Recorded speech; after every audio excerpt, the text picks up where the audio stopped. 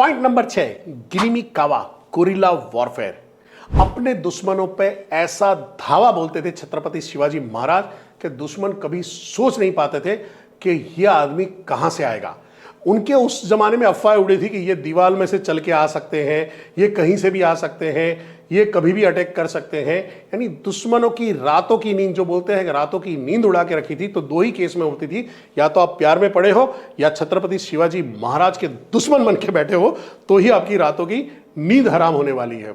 यानी ऐसा होता था कि हवा चली और कुछ गिर गया है तो दुश्मन की वाइफ बोलती थी नहीं नहीं चिंता मत करो हवा है, और दुश्मन बोलता था मुझे लगा शिवा है।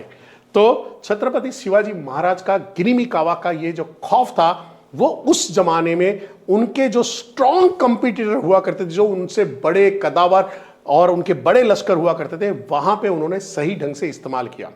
और वो अब मैं बिजनेस में कैसे इस्तेमाल कर सकता हूं, एग्जांपल ले ले। आप अपने बिजनेस की स्ट्रेटेजी को इस तरह से डिजाइन करते हैं जहां पे मार्केट में डिस्रप्शन लाते हैं, मार्केट के अंदर में भूचाल लाते हैं।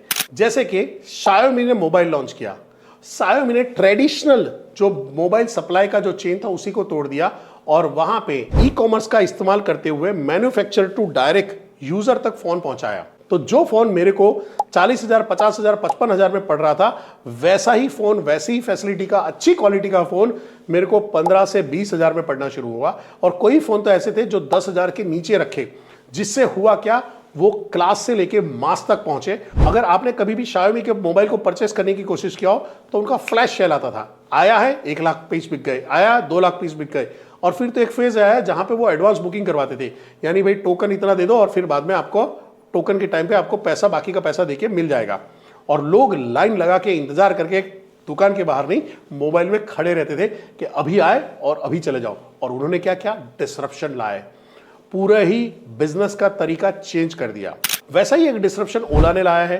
ओला ने क्या किया, पूरा ही एक टैक्सी का एक अलग मार्केट खड़ा कर दिया। उसी के अंदर में उन्होंने फिर बाद में बाइक भी अंदर इंट्रोड्यूस करवा दिया, उसी के अंदर में उन्होंने ऑटो रिक्शा का भी इस्तेमाल करवा दिया। तो एक पूरा ही मार्केट को डिसरप्ट करके रख दिया। अब हालांकि वहां पे कोई कॉम्पिटिटर नहीं था, अनऑर्गेनाइज सेक्टर था, उसको ऑर्गेनाइज सेक्टर के अंदर में कन्वर्ट कर दिया, जिससे भी उन्होंने अपने बिजनेस में फायदा पहुंचाया और वो उबर या मेरू से भी ज्यादा तेज काम कर पाए।